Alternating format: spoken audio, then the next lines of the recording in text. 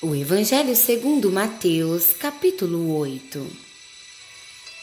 Jesus desceu da montanha com os aplausos da multidão ainda soando nos seus ouvidos. De repente, apareceu um leproso que se ajoelhou diante de Jesus e pediu: Mestre, se o Senhor quiser, pode me purificar.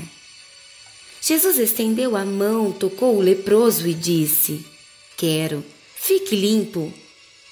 Todos os sinais da lepra desapareceram na hora.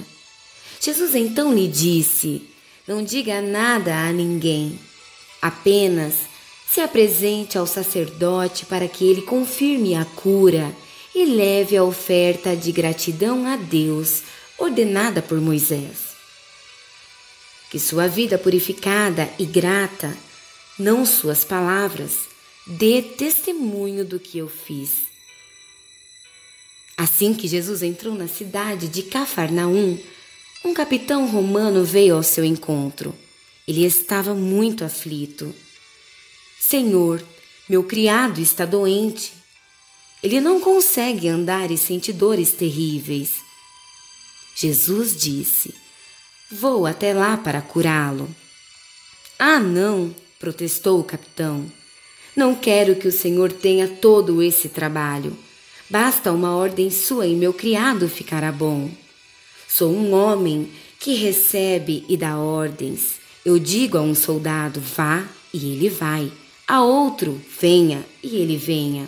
Ao meu escravo, faça isso, e ele faz. Surpreso, Jesus declarou: Ainda não vi esse tipo de fé singela em Israel. O povo que deveria saber como Deus atua.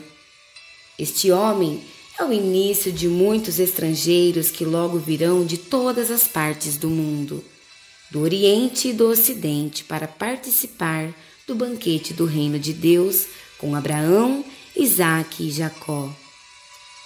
Já os que cresceram na fé, mas nunca a tiveram de fato, ficarão do lado de fora, isolados da graça, perguntando o que aconteceu. Voltando-se para o capitão, Jesus ordenou: Vá, o que você acreditava que ia acontecer, aconteceu. Naquela hora, o criado dele ficou bom. Isso aconteceu na frente da casa de Pedro, e Jesus, ao entrar na casa, deparou com a sogra de Pedro que estava de cama, ardendo em febre. Ele tocou a mão dela e a febre se foi. A mulher levantou-se da cama e foi preparar o jantar para ele. Ao anoitecer, trouxeram a Jesus várias pessoas afligidas por demônios e ele as livrou daquele tormento. Operou também cura física em vários doentes. Tudo isso cumpriu o conhecido sermão profético de Isaías. Ele levou nossas doenças, ele carregou nossas enfermidades. Percebendo que a multidão de curiosos crescia a cada minuto, Jesus disse aos discípulos que era melhor sair dali. Assim, foram para o outro lado do mar. À saída, um mestre religioso perguntou se podia ir com eles. Com o Senhor irei para qualquer lugar, declarou. Jesus foi direto ao ponto. Está mesmo disposto a isso? Saiba que não costumamos ficar nas melhores hospedagens. Outro seguidor pediu: Mestre, preciso que o Senhor me libere por alguns dias. Tenho de cuidar do funeral do meu pai. Jesus recusou. Prioridades em primeiro lugar. Seu compromisso deve ser com a vida, não com a morte. Siga-me, busque a vida. Então, ele e os discípulos entraram no barco. Entretanto, enfrentaram uma terrível tempestade no mar. As ondas furiosas atacavam a embarcação, e enquanto isso Jesus dormia. Os discípulos o acordaram implorando: Mestre, salve-nos, nós vamos morrer. Jesus, porém, repreendeu os discípulos. Por que tanto medo? Vocês não têm fé? Em seguida levantou-se e ordenou ao vento que cessasse o barulho e o mar que ficasse quieto. Silêncio! Foi a ordem e o mar ficou em plena calmaria. Os homens esfregaram os olhos perplexos. O que é isso? O vento e o mar obedecem ao comando dele? Eles desembarcaram na terra dos Gadarenos e encontraram 2 loucos que vinham do cemitério, os quais eram vítimas de demônios. Os 2 aterrorizavam a região de modo que ninguém mais se atrevia a passar por aquele trecho da estrada. Quando avistaram Jesus, os loucos gritaram: Qual é o motivo de ficares nos importunando? Tu és o Filho de Deus, ainda não é a hora de te manifestares. Perto dali, uma grande manada de porcos estava pastando. Os demônios então suplicaram a Jesus: Já que vai nos expulsar destes homens, permita que vivamos nos porcos. Jesus concordou. Podem ir e saiam daqui. Enlouquecidos, os porcos pularam de um penhasco e se afogaram no mar. Aterrorizados, os que cuidavam dos porcos saíram em disparada e contaram na cidade o que havia acontecido aos loucos e aos porcos. O povo ficou revoltado por causa dos porcos que se perderam e uma multidão foi implorar a Jesus que saísse dali e nunca mais voltasse.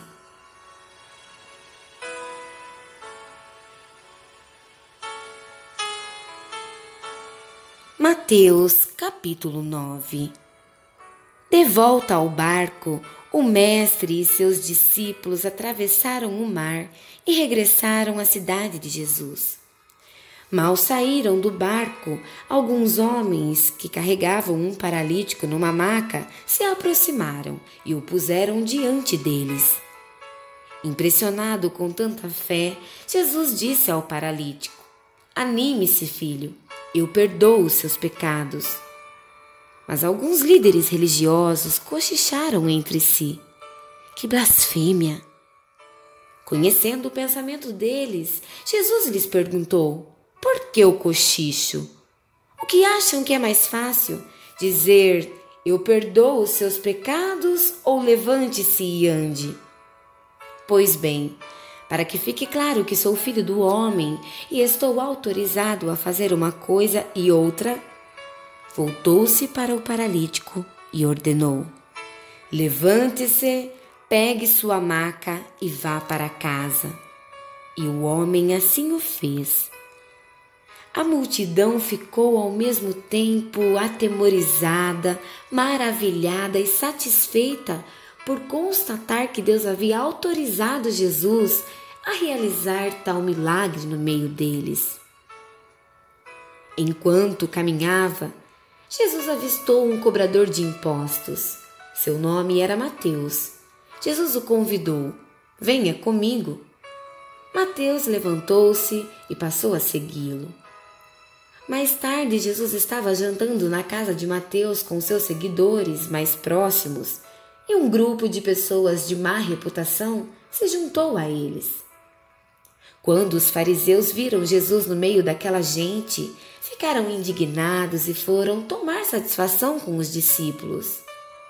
Que exemplo está dando seu mestre, andando com essa gente desonesta e essa ralé? Jesus escutou a crítica e reagiu. Quem precisa de médico? Quem é saudável ou quem é doente? Pensem no significado deste texto das Escrituras.